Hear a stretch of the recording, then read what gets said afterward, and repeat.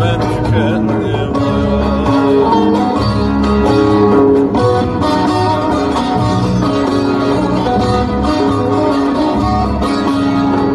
Kapıldım bir boş hayale, sevmekten düştüm bu hale.